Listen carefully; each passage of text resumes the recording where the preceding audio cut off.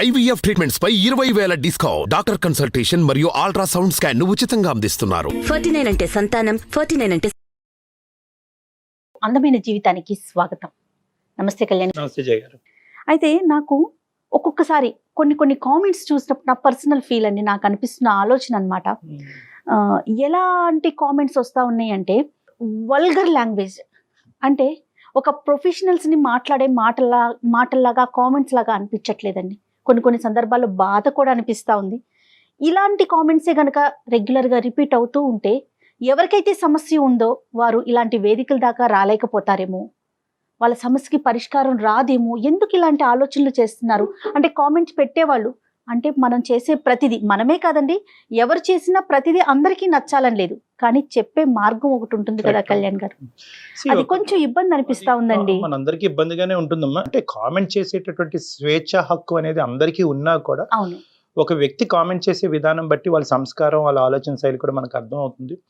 ఒకటి ప్రేక్షకులకి ప్రధానంగా గుర్తుపెట్టుకోవాల్సినటువంటి అవసరం ఏముందంటే, ఎంతో ఆలోచించి ఫోన్ కాల్ చేయొచ్చా వద్దా, ఫోన్ కాల్ చేస్తే కనుక మన జీవితం బట్టబయలు అవుతుంది, పబ్లిక్ అవుతుంది అనేటటువంటి ఆలోచనతో వాళ్ళు ఎంతో కాలం బట్టి సంకోచిస్తూ బాధపడుతూ లేదు తప్పదు అనేటటువంటి విపరీతమైన బాధతో, ఒక వేదనతో ఈ సమస్యకు ఒక పరిష్కారం దొరుకుతుంది ఈ వేదిక మీద అనే ఆలోచనతో అతి కష్టం మీద వచ్చి మనకు ఫోన్ చేసేటటువంటి వాళ్ళకి చాలా ధైర్య సాహసాలు ఉండి చాలా మంది ముందుకు వచ్చి మాట్లాడుతున్నారు. వాళ్ళకి హ్యాట్స్ ఆఫ్ నిజంగా. ఎందుకంటే కనుక కేవలం నా సమస్య అనేదే కాదు, నా సమస్య లాంటి సమస్యలు ఎవరికన్నా ఉన్నా కూడా వాళ్ళకి ఈ వేదిక ద్వారా ఒక పరిష్కారం దొరుకుతుంది అనే ఉద్దేశంతో కూడా చాలా మంది కాలర్స్ మనకి కాల్ చేయడం జరుగుతుంది. అలా వచ్చేటటువంటి వాళ్ళకి ఈ కామెంటింగ్ పద్ధతి అనేటటువంటిది ఒక ప్రోత్సాహకరంగా ఉండాలి మేడం. అది నాకు మెయిన్గా ఏంటంటే, ఒకటి ఏంటంటే వల్గర్గా కామెంట్ చేయటం, రెండోది ఏంటంటే ఈ మాట ఎక్కడో విన్నట్టుంది, అంటే ఏంటంటే ఈ గొంతు ఎక్కడో విన్నట్టుంది, కిందటి గొంతుకు ఈ గొంతు ఒకేలా ఉంది అంటే కనుక పాపం అది ఆ కామెంట్స్ చూసేటటువంటి ఆ బాధితులు ఎవరైతే కనుక అతి కష్టం మీద మనకు ఫోన్ చేస్తున్నారో వాళ్ళకి అనిపిస్తుంది ఇదంతా కూడా నేను చెప్పటం అనేటటువంటిది ఒక ప్రజలు ఒక డ్రామా కింద చూస్తున్నారా, దీన్ని ఒక సినిమా కింద చూస్తున్నారా, ఇది ఒక జీవిత గాథ, ఒక బాధ కింద చూడట్లేదా అనేటటువంటిది చాలా నిరుత్సాహజనకంగా ఉందమ్మా. అవునవును, ఎందుకంటే చాలా మంది ఇప్పుడు ఎవరైతే బాధితులు ఉన్నారో మనకు ఫోన్లో మాట్లాడుతున్నారు, పాపం ఇబ్బంది పడేవారు నాకు కాల్ చేస్తున్నారు, ఏంటి జయ గారు మేము మాట్లాడుతుంటే ఇలాంటి కామెంట్స్ వస్తున్నాయి అని. అంటే ఎందుకంటే ఛానల్ వైపు నుంచి రెస్పాన్సిబిలిటీ మందే కాబట్టి ఏం చెప్పాలో అర్థం కాని విషయం కాబట్టి ఈ విషయం ఇవాళ ప్రస్తావన దాకా తీసుకురావడం జరిగింది కళ్యాణ్ గారు. మంచిది. సో ఎంకరేజింగ్ గా ఉండాలి, కామెంటింగ్ సెక్షన్ అనేటటువంటిది ఎంకరేజింగ్ గా ఉండాలి, ప్రోత్సాహకరంగా ఉండాలి. నెక్స్ట్ టైం ఇటువంటి కేస్ సినారియో వచ్చినప్పుడు మాకు రానటువంటి ఆలోచన మీకు వచ్చి మేము ఆ ఆలోచనని ఆ బాధితులకు అందించేటటువంటి విధంగా మీ కామెంట్ సెక్షన్ లో కనిపించాలనేటటువంటిదే నా విన్నపం అండి. నేను మెయిల్ ఒకటి చూసానండి, భరత్ అని, అతను వరంగల్ నుంచి మెయిల్ చేశారు. వైఫ్ అండ్ హస్బెండ్ మధ్య చిన్న ఇష్యూ అనమాట. అది ఎక్కడ దాకంటే మనం రెగ్యులర్గా అనుకునేటట్టుగానే ఎవరికి వాళ్ళు వెళ్ళిపోదామా అనుకునే పరిస్థితికి వెళ్ళిపోయారు. సో భరత్ రెడ్డితో నేను మాట్లాడతానని చెప్పాను, ఈ రోజు కాల్ చేస్తానండి. ఒకసారి కాల్ చేస్తాను. వరంగల్ నుంచి కాల్ చేశాడు. హలో భరత్ గారండి, నేను సుమన్ టీవీ అందమైన జీవితం ప్రోగ్రామ్ నుంచి కాల్ చేస్తున్నానండి. నమస్తే భరత్, ఎలా ఉన్నారండి? రైట్, మీ బాగున్నామండి. నాతో పాటు డాక్టర్ కళ్యాణ్ చక్రవర్తి గారు కూడా ఉన్నారు. మీ ఇష్యూ అంతా బ్రీఫ్ గా చెప్పాను నేను, ఒక్కసారి మీరు మాట్లాడండి డాక్టర్ గారితో. భరత్, నమస్తే భరత్. ఇప్పుడు మీ మ్యారేజ్ అయ్యి ఎంతకాలం అయింది, సమస్య ఏంటి చెప్పండి. పెళ్ళయి 4 ఏళ్ళు అయింది సార్. ఇది అంటే ఇది సమస్య అనలేను, అలా అని చెప్పి వదిలేదానికంటే ఎలా వదిలేయాలో కూడా అర్థం కావట్లేదు. ఇప్పుడు నేను ఒక ఐటీ కంపెనీలో వర్క్ చేస్తున్నానండి. మా ఆవిడ కూడా లాస్ట్ 3 years నుంచి, అంటే మ్యారేజ్ కన్నా ముందు నుంచి వర్క్ చేస్తుంది ఐటీ కంపెనీలో. సో ప్రాబ్లం వచ్చేసి తన శాలరీ ఏంటని కానీ, తన బ్యాంక్ అకౌంట్ డీటెయిల్స్ కానీ, తన కార్డు అంటే క్రెడిట్ కార్డు స్టేట్మెంట్స్ కానీ, పిన్ నెంబర్లు కానీ, ఇవేవి నాకు తెలీదండి. మెయిన్ అదొకటి. ప్లస్ నేనేమైనా అడిగితే దాని గురించి కానీ నీకెందుకు అన్నట్టు మాట్లాడుతుందండి తను. అంటే మెయిన్ అంటే ఇప్పుడు భార్య భర్త అన్నాక ఇంట్లో ఖర్చులు కానీ ఏదన్నా తెలుసమ్మా అంటారు కదండి. అవును. సో తను జాబ్ చేసుకోవడం నాకు ప్రాబ్లం ఏం లేదు, తను అయినది. కానీ ఇప్పుడు నా బ్యాంక్ డీటెయిల్స్ నాకన్నా తనకు ఎక్కువ తెలుసు నా గురించి. నేను పెట్టే ప్రతి రూపాయి ఖర్చు కానీ, నేను ఎక్కడికి వెళ్తున్నాను, నా బ్యాంక్ స్టేట్మెంట్ ఏంటి, నా ట్రాన్సాక్షన్స్ ఏంటి, ఇవన్నీ తనకు తెలుసు. కానీ తన శాలరీ ఎంత నాకు తెలియదు, తన అకౌంట్ డీటెయిల్స్ నాకు తెలియదు. ఇది ఏమైనా అడిగితే రోజు గొడవలు అవుతున్నాయి ఇంట్లో, నీకెందుకని మాట్లాడుతుంది. సో ఇది ఎవరికి చెప్పుకోవాలో ఎలా చెప్పుకోవాలో అర్థం కాక మీకు మెయిల్ చేశాను. భరత్ అక్కడి వరకు అర్థమైంది ఏంటంటే తనకు సంబంధించినటువంటి ఫైనాన్షియల్ ఆస్పెక్ట్స్ అనేది దాంట్లో తను చాలా గోప్యంగా ఉంచుతుంది. మీరు ఎంత అడిగి తెలుసుకోవాలనుకున్నా కూడా ఆ ఇన్ఫర్మేషన్ అనేది మీకు రావట్లేదు. ఇప్పుడు ఖర్చులు ఎలాగా అంటే ఇన్పుట్ అనేది ఓకే, ఖర్చులు ఎలాగా అంటే ఎవరు ఖర్చు పెడుతున్నారు, ఎవరు ఈఎంఐలు కడుతున్నారు? మొత్తం నేనే ఖర్చు పెడతానండి. నా శాలరీ అంటే భర్తగా నా బాధ్యతలు నేను నిర్వహిస్తాను, 100% నిర్వహిస్తున్నాను. కానీ భార్యగా తను కూడా తను చూసుకోవాలి కదండి, తను కూడా చేయాలి కదా కొంచెమన్నా. ఏమేమి పెద్ద పెద్దవి ఏమున్నాయి భరత్? అంటే హౌస్ ఈఎంఐ ఏమైనా ఉందా, ఇంటి ఏమున్నాయి మేజర్ ఖర్చులు ఏమున్నాయి మీది? రెంట్ కానివ్వండి, అంటే ఇల్లు కొందాం ప్లాన్ చేస్తున్నాము. సో నాకు వచ్చే శాలరీలో ఇంత, ఈ శాలరీలో ఈ ఖర్చులతో ఇప్పుడు ఇల్లు కొనేంత పరిస్థితి నాకు లేదండి. ఈ 4 years బట్టి భరత్ తన అకౌంట్ లో మిగిలినటువంటి డబ్బుల్ని ఎక్కడన్నా ఎఫ్డి వేయటం కానీ లేదంటే ఎక్కడన్నా సేవ్ చేసేటటువంటి పద్ధతిని ఎక్కడన్నా జరిగిందా, లేదంటే అది అలాగే ఉందా ఇప్పుడు వరకు అంత బ్యాంక్ లో తనకి? అసలు తెలియదు సార్, తనకు వచ్చే శాలరీ ఎంత తెలియనప్పుడు ఇవన్నీ ఎలా తెలుస్తుంది? ఎలా సాధ్యం అండి 4 ఏళ్ల నుంచి తెలియకుండా? పిల్లలు ఉన్నారా భరత్ మీకు? ఒక బాబు అండి, బాబు. బాబు. ఇంటి ఖర్చులు, బాబు ఖర్చులు, ఈ తన మెయింటెనెన్స్, నా మెయింటెనెన్స్ అన్ని నేను చూసుకుంటాను. ఈ ఒకే ఏరియాలోనేనా భరత్ మీ ఇద్దరి మధ్యన ట్రాన్స్పరెన్సీ లేకపోవడం అనేది? అంటే మీ సైడ్ నుంచి అంత ట్రాన్స్పరెంట్ ఈ ఒకే ఏరియాలో, మిగతా అన్ని ఇష్యూస్ లో కన్నా ఆ అమ్మాయి ఏంటి, ఆ అమ్మాయి ఆలోచన ఏంటి, వ్యవహారాలు ఏంటి, పద్ధతులు ఏంటి, మాటలు ఏంటి, everything else you know about it? అన్ని తెలుసు. ఈ ఒక్క విషయంలోనే నాకు ఏ విషయం చెప్పట్లేదు, ఏ క్లాక్ రావట్లేదు. దీనివల్ల మిగతా విషయాలన్నింటిలో ఇప్పుడు గొడవలేదు, డిస్టర్బెన్స్ వచ్చేస్తుంది. కాదు భరత్ గారు, మీకు మీ ఫ్యామిలీ వరకైనా బర్డెన్, లేకుంటే మీ పేరెంట్స్ ని కూడా మీరు ఏమన్నా చూసుకోవాలా, అలాంటి అవకాశం అలాంటిది ఏమన్నా ఉందా మీకు? అలా ఏం లేదండి, మా వరకే ఉంటాం. మీ వరకే మీరు. ఆ అమ్మాయి పర్మిషన్ లేకుండా మీరు డబ్బులు వేరే చోటకు పంపిస్తున్నారనో లేదంటే వేరే విధంగా ఖర్చు పెడుతున్నారనే ఆలోచన అమ్మాయికి ఉందా? అంటే వేస్టేజ్ ఆఫ్ ఫండ్స్ జరుగుతున్నాయి అనేటటువంటి అభద్రత అమ్మాయికి ఏమన్నా ఉందని అంటారా? ఇప్పుడు నేను పెట్టే ప్రతి రూపాయి ఖర్చు తనకు తెలుసు అండి. తనకు తెలుసు. ఓకే. తనకు తెలుసు, నా అకౌంట్ డీటెయిల్స్ తెలుసు, నా ఆన్లైన్ పేమెంట్లు కానీ, గూగుల్ పే కానీ. తను ప్రశ్నిస్తుందా ఎందుకండి ఏమండి ఇది అనవసరం కదా, ఈ ఖర్చు అనవసరం కదా, ఇది అక్కర్లేదు కదా అనేటటువంటి ప్రశ్నిస్తుందా తన? ప్రతిదీ ఉంటుందండి. ఇప్పుడు ఐటీ కంపెనీ సార్, ఇప్పుడు ఒక క్లయింట్ కలవాలనుకో దేనికో బయటకు వెళ్తాము, రెస్టారెంట్ ఖర్చు పెడతాము, మీటింగ్స్కి వెళ్తాము, ఖర్చు అవుతుంది. వాళ్ళ కంపెనీ మీటింగ్ కి మీరు ఎందుకు ఖర్చు పెట్టాలని అడుగుతారు. కస్తూరి గారిని అడిగినప్పుడు ఆవిడ ఏమంటారండి? నా ఇష్టం అంటదా, లేదంటే ఏదైనా ఒక బలమైన కారణం చెప్తారు? నా సంపాదన నా ఇష్టం, నీకు చెప్పాల్సిన అవసరం ఉంది. నా ఇష్టం. ఓకే. నేను అడిగితే మాత్రం చెప్పట్లేదు. అర్థమైంది. ఓకే, ఫ్యామిలీకి సంబంధించి మాత్రం ఇన్వాల్వ్ కాదు. ఇప్పుడు ఏదైనా షాపింగ్కి వెళ్ళి వచ్చింది, ఎంత ఖర్చు అయిందంటే నీకెందుకు అంటాం. ఇంట్లో ఖర్చులు నేనే చూసుకుంటాను, బాబు ఖర్చులు నేనే చూసుకుంటాను, ఇంటి ఖర్చులు మొత్తం నేనే చూసుకుంటాను. ఒకటైతే వెరీ క్లియర్ కదా భరత్, అంటే ఆ అమ్మాయి మీకు తన ఫైనాన్షియల్ ఇన్పుట్స్ చెప్పకపోవటం అనేటటువంటిది మనం ఖండించవలసినటువంటి అంశమైనా కూడా ఆ అమ్మాయి కూడా ఏమీ తన సొంత ప్రయోజనాలకు ఇంకోటో తన డబ్బులు ఖర్చు పెట్టేసి విచ్చలవిడిగా డబ్బులు పాడు చేస్తుందని అయితే మాత్రం మీకు అనిపించట్లేదు కదా? అదేమీ కాదు. ఓన్లీ థింగ్ ఏంటంటే ఆ ఫైనాన్షియల్ ఆస్పెక్ట్స్ లో మీ వరకు తెలియకుండానే ఇన్ఫర్మేషన్ గోప్యంగా ఉంచుతుంది. ఇద్దరంగా సంపాదిస్తున్నప్పుడు ఒక ట్రాన్స్మిషన్ ఉంటే మంచిదే, కానీ మీకు అనుమానం ఏం లేదు కదా ఆ డబ్బులు వేరే దారి పడుతున్నాయి అనేది? అనుమానం ఏం లేదు కదా? అనుమానం ఏం లేదు సార్, అనుమానం లేదు. ఒక విషయం చెప్తే నాకు కూడా ఉంటుంది కదా అసలు వస్తుంది. దీని గురించి మన ఫ్యూచర్ ప్లానింగ్స్ కానీ, బాబు గురించి అని కానీ ఇవి తెలియాలి కదా.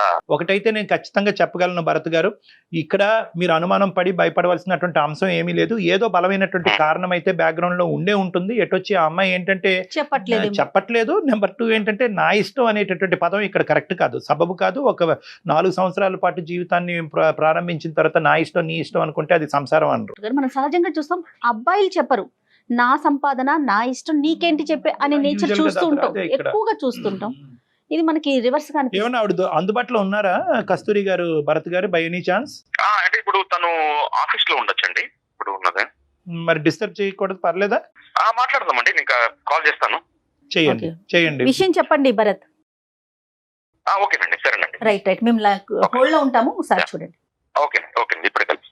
ఇనీషియల్ లెవెల్లోనే దీన్ని ఒక నెగిటివ్ గా మనం పోర్ట్రే చేయటం అన్నది కరెక్ట్ కాదు మేడం. ఎందుకంటే బహుశా at the end of the day అమ్మాయికి ఇప్పుడు భరత్ గారు ఎలాగైతే వర్క్ హోమ్ అనేది ఉందో అమ్మాయికి వర్క్ హోమే. హలో ఎక్కడున్నావు? ఆఫీస్ లో ఉన్నా. ఒక 5 minutes మాట్లాడాలి, ఫ్రీ ఉన్నావా? లేదు, ఎందుకు? కొంచెం మాట్లాడేది ఉంది, దాని గురించి నేను చేస్తాను కాల్. లేదు, నాకు వర్క్ ఉంది ఇప్పుడు. నాకు వర్క్ ఉంది, తర్వాత మాట్లాడతా. ఒక్క 5 minutes అప్ప, వేరేం లేదు, ఒక 5 నిమిషాలు. ఓకే వెయిట్, నేను బయటకు వచ్చి మాట్లాడతా.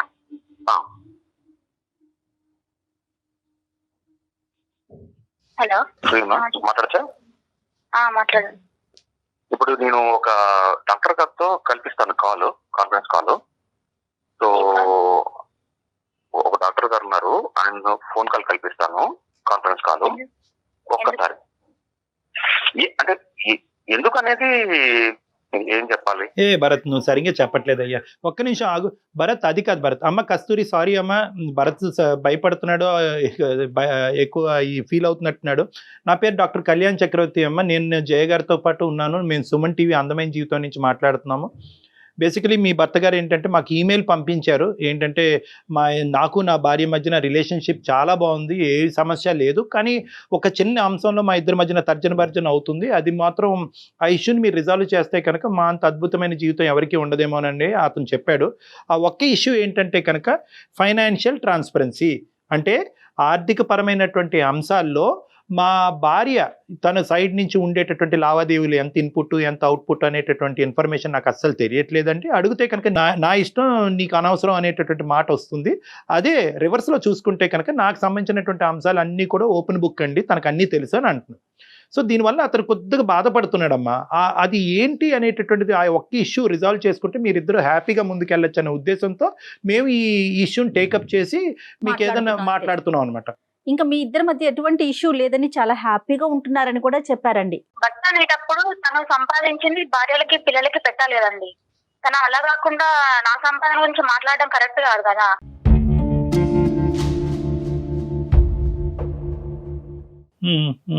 కాదు కస్తూరి, ఇప్పుడు నేను సంపాదిస్తున్నాను కరెక్టే, కానీ నువ్వు కూడా సంపాదిస్తున్నావు కదా. ఇప్పుడు ఇద్దరు సమానం ఖర్చు పెట్టాలి కదా.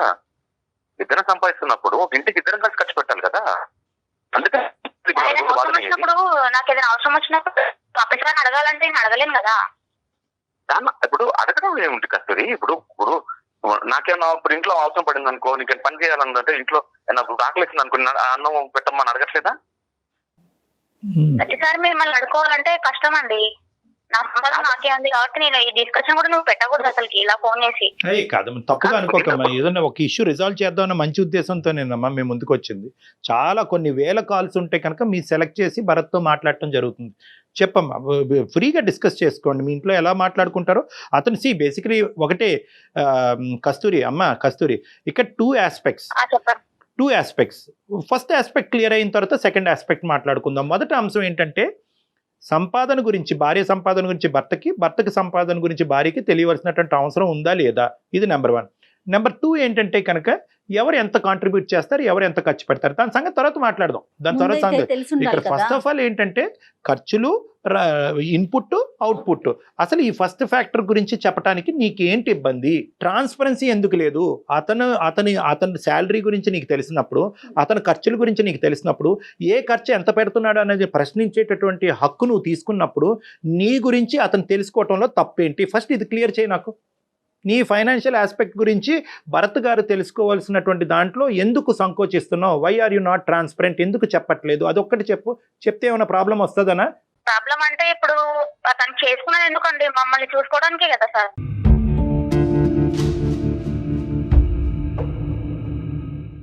నీకు నా ప్రశ్న అర్థం కావట్లేదు నాన్న.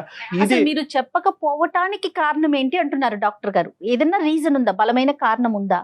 అంటే నా సంపాదన అనేది తనకు అనవసరం కదండి. అతని సంపాదన నీకు అనవసరం కదమ్మా కస్తూరి. నువ్వు అమాయకంగా మాట్లాడుతున్నావు, ఎలా మాట్లాడుతున్నావు నాకు అర్థం కావట్లేదు. కాదమ్మా కస్తూరి, ఇదివరకు రోజుల్లో మనం ఇంట్లోనే ఉండేవాళ్ళం ఆడవాళ్ళు. ఎప్పుడు మన అమ్మమ్మలు ఇంకా ఇప్పుడు అలా కాదు కదా. మగవారితో సమానంగా మనం బయటకు వస్తున్నాం, మనం కూడా సంపాదిస్తున్నాం కదా. ఇదివరకు రోజుల్లో ఆడవాళ్ళు ఇంట్లో ఉండేవాళ్ళు కాబట్టి భర్తే చూసుకోవాలి, కుటుంబాన్ని పోషించాలి అనేవారు. ఇప్పుడు ఆ రోజులు మారాయి కదా కస్తూరి. అమ్మ, నీ రూపాయి భరత్కి అక్కర్లేదు, నీ రూపాయి ఈ ఇంటిలో 10 కాపాడటం గురించి, పోషించడం గురించి అక్కర్లేదు. ఫస్ట్ ఆఫ్ ఆల్ నీ శాలరీ ఎంతో భరత్కి చెప్పేదానికి అవకాశం ఉందా లేదా? చెప్పానండి, అదంతే నేను చెప్పానండి. అది నా పర్సనల్ విషయం.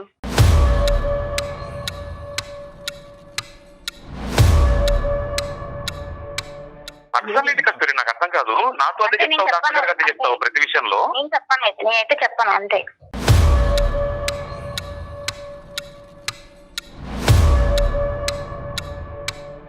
నేను ఎందుకు చెప్పాలి చెప్పు. అరే ఇప్పుడు చెప్పకుండా ఎందుకుంటా? ఇప్పుడు ఒక ఇద్దరు కలిసి ఉన్నప్పుడు పెళ్లి చేసుకొని ఒకళ్ళు అనుకున్నప్పుడు చెప్పకుండా ఎందుకు? ఇప్పుడు నా అకౌంట్స్ అన్ని చెక్ చేస్తావు కదా. నేనైతే చెప్పాను, నువ్వేమైనా అనుకో, నేనైతే అలా చెప్పాను. కాదు నాన్న, కాదు నాన్న ఇదంతా మొండిగా మాట్లాడుతుంది. You're not taking your life anywhere. అనవసరంగా శుభ్రంగా ఉండవలసినటువంటి జీవితాన్ని చేతులారా చెడగొట్టుకున్నట్టు అవుతుంది. అది పద్ధతి కాదు. కస్తూరి, ఒక్కసారి నీ సెన్సిబిలిటీ యూజ్ చేసి మాట్లాడి, ఇమోషన్తో మాట్లాడద్దు. మేము కూడా ఈరోజు మీ కుటుంబ సభ్యులు లాంటి వాళ్ళమే, మేము బయట వ్యక్తులు కాదు. మీ మంచి కోరి మేము మాట్లాడుతున్నాం. ఇక్కడ ఒకే ఒక అంశం, నువ్వు చెప్పొద్దు. ఈ రోజు నుంచి నువ్వు చెప్పడం ఆపేసే. మీ ఆయన కూడా చెప్పడం ఆపేస్తాడు. ఓకేనా నీకు? మీ ఆయన కూడా చెప్పడం. డబ్బుల దగ్గర ఇంత డిస్కషన్ పెట్టడమే తప్పండి. మళ్ళీ డబ్బుల దగ్గర ఇంత డిస్కషన్ పెట్టి 14 పెట్టి ఏం చేద్దాం అనుకుంటున్నావు నన్ను? కాదు కస్తూరి, అసలు భార్యాభర్తలు అన్నాక దాపరికాలు ఏంటమ్మా కదా? నేను అడిగినప్పుడు చెప్పట్లేదు. కరెక్ట్ కాదు కదా. కాదు కస్తూరి, నేను అడిగినప్పుడు నేనైతే చెప్పను. చెప్పట్లేదు. నేనైతే ఏమన్నా అనుకో, నేను బరాబర్ చెప్తావేమో అని చెప్పను నేను. అలాంటి కస్తూరి నాకు అర్థం కాదు. నేను అంతే అంట. పద్ధతి కాదు కదా. నా ఇంట్లో ఉన్నప్పుడు వేరు, ఇప్పుడు ఇక్కడ తీసుకొచ్చినావు అంటే నేను ఎందుకు చెప్పాలి నీకు? అమ్మ, అతను నాకు ఫోన్ చేసినందుకు, నీ పర్మిషన్ లేకుండా ఈ సబ్జెక్ట్ ఇక్కడ తీసుకొచ్చినందుకు అతని తరపున నేను నీకు సారీ చెప్తున్నాను. కానీ ఇప్పుడు సబ్జెక్ట్ రిజాల్వ్ చేద్దాం. ఓకే, నీకు చెప్పకుండా ఇలా తీసుకురావటం కూడా ముందే చెప్పాలి. భరత్, నిన్న రాత్రి నువ్వు ఇలా ఫోన్ రావచ్చు, వాళ్ళ దగ్గర నుంచి రావచ్చు, అప్పుడు నేను నీకు ఫోన్ కలుపుతాను. చెప్పలేదండి అతను. అదే అందుగురించే నువ్వు అప్సెట్ అయ్యావని నాకు అర్థం అవుతున్నామా, అందుకే నువ్వు అంత మొండిగా వాదిస్తున్నావు అని చెప్తున్నాను. నేను ఏమంటున్నానంటే, అతను ముందుగానే నిన్ను ప్రిపేర్ చేయవలసింది. ఓకే, ఇది పక్కన పెడదాం తల్లి. ఇప్పుడు ఏంటి, నీ డబ్బు ఒకప్పుడు ఆ పర్టికులర్స్ అన్నీ చెప్తే దాంట్లోంచి కాంట్రిబ్యూషన్ అడుగుతాడు అనే భయమా, లేదంటే నా చదువు, నా తల్లిదండ్రులు నన్ను చదివించారు, నా ఉద్యోగం, నా శాలరీ కాబట్టి దీంట్లో నీకెక్కడా కూడా నీకు పాత్ర లేదు అనేటటువంటి చెప్పేటటువంటి ఉద్దేశమా ఏంటిది? అంతే కదండి. నాకైతే నా తల్లిదండ్రులు నన్ను చదివించినారు కాబట్టి ఆ శాలరీ అని నాకే ఉంటుంది అంతే. నేను తనని మాత్రం 1 రూపాయి కూడా అడగను ఎప్పుడు. కానీ భార్య పెళ్లి చేసుకున్నందుకు భార్యకి పెట్టాల్సినది బాధ్యత తనదే ఉంటది. భార్యకి పిల్లలకి పెట్టాల్సిన బాధ్యత తనదే. పెట్టాల్సిన బాధ్యత ఉంటుంది. దాపరికాలు ఉండకూడదు కదా కస్తూరి, మీరు అది ఆలోచించట్లేదు. భర్తే చూసుకోవాలి. నాకు నచ్చని విషయం ఏంటంటే, అది డబ్బుల గురించి మాత్రం నిన్న ఎప్పుడు అడగకూడదండి. భార్యని చూసుకోవాల్సిన తనే కాబట్టి తనే పెట్టాలి, అంతే అండి. నేనైతే ఎప్పుడు ఈ టాపిక్ మాత్రం ఎప్పుడు డిస్కషన్ చేయొద్దు అనుకున్నా, మళ్ళీ ఇక్కడ దాకా తీసుకొచ్చింది ఇది.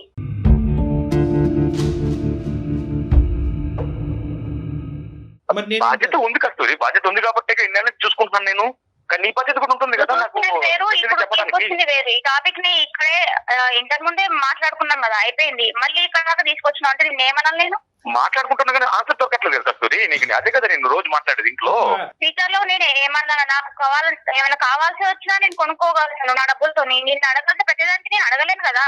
మీరు బ్యాచిలర్స్ కాదు కదమ్మా కస్తూరి. నీకేం తక్కువ చేశానని? ప్రతి ఒక్కటి నేను అడగాలంటే అన్ని తక్కువ చేసావు నువ్వు. నాకు తక్కువ అన్ని తక్కువ చేసావు అంతే, ఏం లేదు. నా సంపాదన నాకు ఉండాలి, నా సేఫ్టీ నాకు ఉండాలి అంతే. కాదు కస్తూరి, ఒక విషయము, పోయిన లాక్డౌన్ మూమెంట్ లో వర్క్ ఫ్రమ్ హోమ్ చేసినప్పుడు జీతం సగం పడ్డా గానీ నువ్వు అకౌంట్ నుంచి 1 రూపాయి ఇచ్చావా నాకు?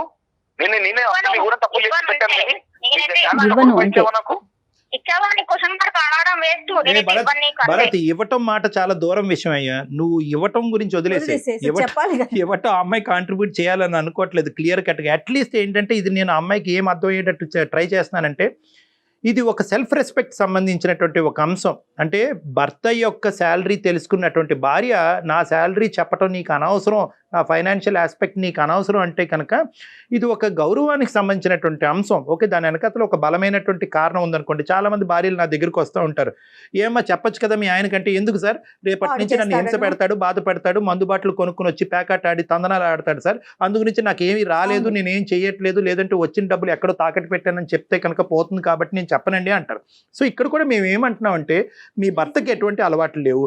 మీ భర్త ఏమి ఇప్పుడు నీ జుట్టు పట్టుకునో, నిన్ను థ్రెట్ చేసో నీ డబ్బులు ఇక్కడ కాంట్రిబ్యూట్ చేయాలనేటటువంటి అంశం గురించి అతను ప్రస్తావించట్లేదు. మాకు ఫోన్ చేసినప్పుడు కానీ, మా ఈమెయిల్లో కానీ అంతా నేను ఖర్చు పెడతానని అన్నాడే కానీ, నా భార్య కాంట్రిబ్యూట్ చేస్తే బాగుంటుంది అనేటటువంటి సబ్జెక్ట్ అందులో లేదు. మెయిన్ ఏమన్నాడంటే, ఎందుకు ఈ దాపరికం అడిగేవాళ్ళు కాదు కదా. నేను జాబ్ చేయకుండా ఖాళీ ఉంటే ఇంత డిస్కషన్ రాకపోయేది, ఇక్కడ వరకు కూడా రాకపోయేది కదండి.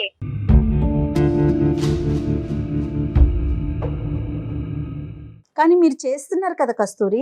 ఇప్పుడు మీకు పెళ్లి కాలేదు అనుకుందాము, ఇంట్లో ఉంటారు, తల్లిదండ్రులకి చెప్పరా మీ డీటెయిల్స్ ఏమి, మీరు ఎక్కడికి వెళ్తున్నారు, ఎంత మంచి సంపాదిస్తున్నారు, ఎంత సేవ్ తల్లిదండ్రులకైతే చేసి చెప్తామండి, తనంటే భర్త కాబట్టి తనే చూసుకోవాలి ప్రతి ఒక్కటి. ఆ రెస్పాన్సిబిలిటీ అనేది తనకు ఉన్నది. కాదు కస్తూరి, ఒకసారి ఆలోచించండి. ఏంటంటే తను చూడను అనట్లేదు. She's thinking that that area of our life is exclusive. అది అంతే. తనకి సంబంధించింది, తన తల్లిదండ్రులు వాళ్ళ తల్లిదండ్రులు పడినటువంటి కష్టానికి వచ్చినటువంటి ప్రతిఫలం కాబట్టి ఆ అంశానికి సంబంధించినటువంటి ఇష్యూ ఎవరికి తెలియక్కర్లేదు అనే ఒక బలమైనటువంటి బీజం ఈ అమ్మాయి బ్రెయిన్ లో పడింది. అది మరి వాళ్ళ తల్లిదండ్రులు చెప్పినటువంటిది. ఏమో ఇలా చెప్పొద్దు, మొగుడికి చెప్పవలసినటువంటి అవసరం లేదు అన్నది నీ ఆలోచన, లేదంటే ఎక్కడి మీ నుంచి తల్లిదండ్రులు, తీసుకున్నారా input? లేదంటే ఎవరన్నా నాకెవరు చెప్పలేదండి, అది నా ఆలోచన. నేనైతే ఆ డబ్బుల గురించి ఇంత డిస్కషన్ పెట్టడం కూడా అనవసరం. తనకి ఇంత శాలరీ వస్తే నాకు ఇంత చూసుకోవడం, నా ఫ్యూచర్ గురించి ఆలోచించడం అదొకటే చేయాల్సిన పని. కాదు తల్లి, కానీ నా డబ్బుల గురించి డిస్కషన్ పెడుతుందంటే స్టార్టింగ్ నుంచి నాకు అసలు నచ్చట్లేదండి ఈ విషయం మాత్రం. అసలు ఓ నీకు నచ్చట్లేదమ్మా, మాకు అది అదే అర్థమవుతోంది. అది ఒక్క సబ్జెక్ట్ బాగా అర్థమవుతుంది. నీకు నచ్చట్లేదు, ఫోన్ కాల్ ఇలా రావటం నచ్చట్లేదు, నా డబ్బుల గురించి మాట్లాడటం నచ్చట్లేదు, నేను ఖర్చు పెట్టను అనే అంశం పబ్లిక్ చేయటం అన్నది నచ్చట్లేదు. నీకు నచ్చినటువంటి అంశాలే చెప్తున్నావు కానీ ఎందుకు నచ్చట్లేదు అన్నది చెప్పట్లేదు. రీజన్ చెప్పట్లేదు మీరు. ఇప్పుడు ఇదే సబ్జెక్టు మీ అమ్మ నాన్న కూడా ఇక్కడ మా ఎదురు బదురే ఉన్నారని అనుకోండి, అమ్మ నాన్న ఎదురుకుంటే చెప్తాం, ఏ అమ్మ అది నీ రెస్పాన్సిబిలిటీ కదండి, బాధ్యత చేసుకున్న వాళ్ళు వాళ్ళే చూసుకోవాలనేది బాధ్యత. మళ్ళీ రిటర్న్ మమ్మల్ని అడగాలంటే ఆడపిల్లల్ని అడగడం అవసరం అసలు అసలు కరెక్ట్ కాదు కదండి అది.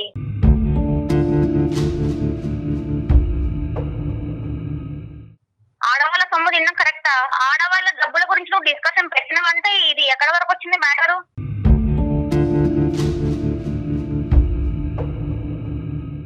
నానా భరత్, మీ ఆవిడ వ్యవహారం వెనక నుంచి ముందుకైనా, ముందు నుంచి వెనకైనా ఒకే సబ్జెక్ట్ వస్తుంది. ఆవిడ దగ్గర నుంచి ఇంకో రెస్పాన్స్ రావట్లేదు. ఏంటంటే కనుక సింపుల్ ఒకటే లైను. ఏ లైన్కి అయితే కనుక ఈరోజు స్టార్టింగ్లో నేను బాధపడ్డాను, నా ఇష్టం, అదే లైన్ ఇప్పటికే ఆ అమ్మాయి మాట్లాడుతుంది. తన ఇష్టం, తన ప్రకారం అలాగే ఉండాలి అని అనుకుంటుందని తను డిసైడ్ అయింది. ఇక్కడ నేను నీకు చెప్పేది ఏంటంటే, ఎప్పుడైనా కూడా ఈ ఇష్యూ వాళ్ళ పేరెంట్స్ వరకు తీసుకెళ్లారా? లేదు సార్, ఇది ఇంటి వరకే ఉందండి. Bharat, okay, I know your broad mindedness, మీ సెన్సిటివిటీస్ని అర్థం చేసుకుని మీరు ముందుకు వెళ్తున్నారు. ఇప్పుడు మనకు కావాల్సింది ఏంటంటే, ఈవిడ దగ్గర నుంచి ఒక సమాధానం రాబట్టాలి అనే ఆలోచన మీకు ఉంటే కనుక బహుశా అది వాళ్ళ తల్లిదండ్రులతో డిస్కస్ చేయండి.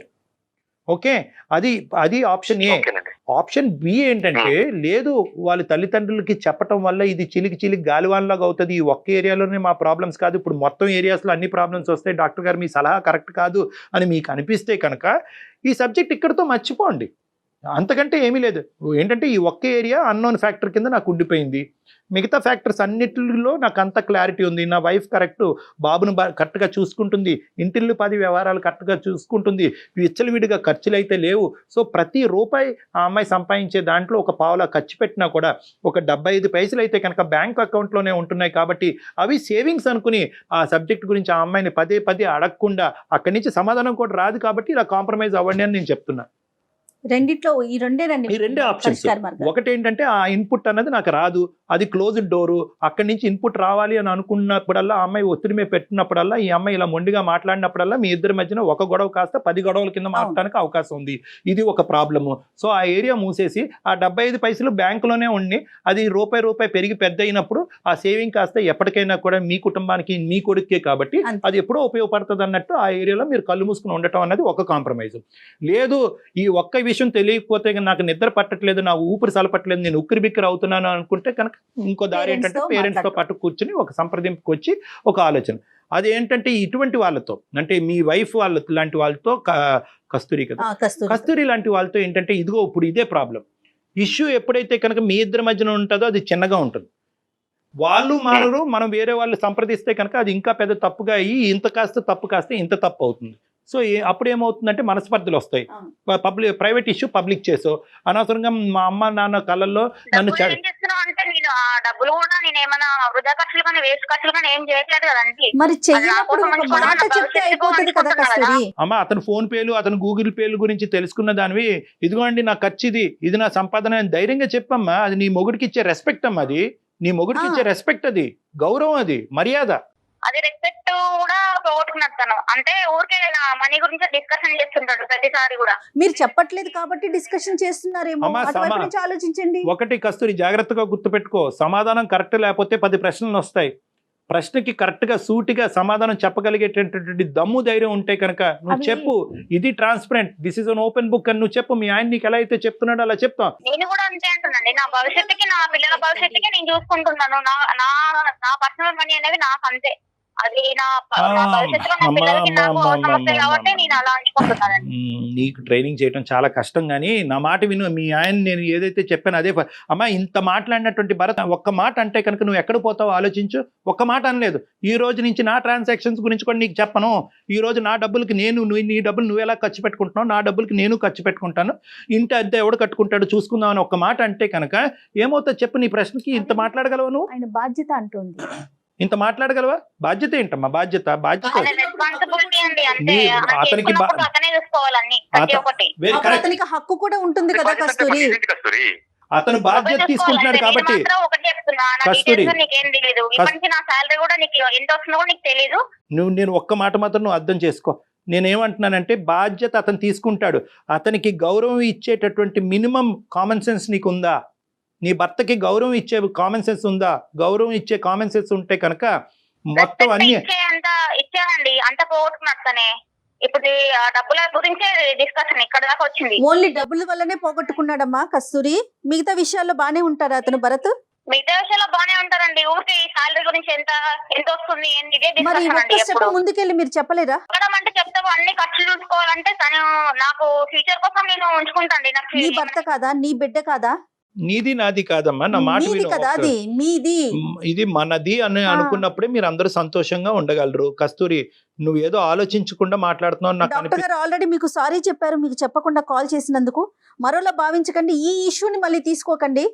ఓకే కస్తూరి, థ్యాంక్ యూ అండి. భరత్ గారు ఒకసారి ఆలోచించండి. డాక్టర్ గారు చెప్పిన ఒక 2 పరిష్కారాలు మీకు సూచించారు, చూడండి. ఇప్పుడు కూడా పర్లేదు భరత్. ఇప్పుడు ఏంటంటే అమ్మ కస్తూరి, ఏమన్నా ఇంకో సెకండ్ థాట్ ఉందా? అదే మాట అంతే అండి. ఇంకా నేనైతే ఆ డబ్బుల గురించి మాట్లాడితే మాత్రం నేనేం మాట్లాడదలుచుకోలేదు. నేనైతే చెప్పను అంతే. సరే తల్లి, ఇంకా నేనేం మాట్లాడినమ్మా. ఇది ఏంటంటే నీ సంస్కారం, మీ తల్లిదండ్రులు పెంచిన విధానం, నీ బాధ్యతలు ఎప్పటికైనా కూడా నీకు అర్థం కావాలి అనే దేవుడికి ప్రార్థిస్తూ మేము సెలవు తీసుకుంటున్నామమ్మా.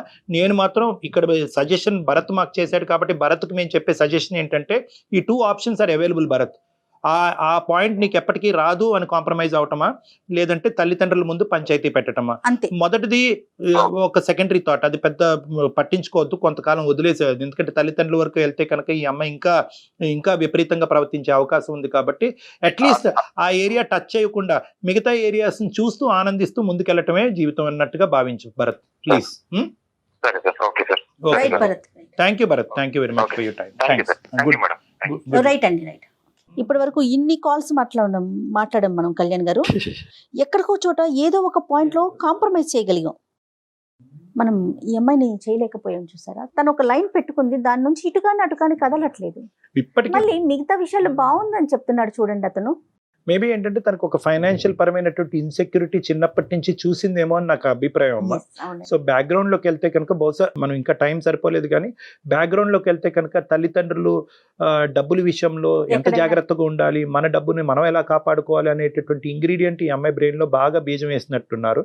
అందుగురించి నేను ఏమంటున్నానంటే ఆ ఆప్షన్ కూడా ఇచ్చాను. బహుశా ఇక్కడ రానటువంటి నిజాలు తల్లిదండ్రుల ముందు కూర్చుంటే కనుక ఆ నిజాలు వస్తాయేమో అని అంటున్నాను. అది బహుశా భరత్ జాగ్రత్తగా ఆలోచించుకుని ఆ విషయంలో ఒక నిర్ణయం తీసుకుంటే మంచిదమ్మా. రైట్ అండి, thank you so much Kalyan ji. Thank నమస్తే. యూ.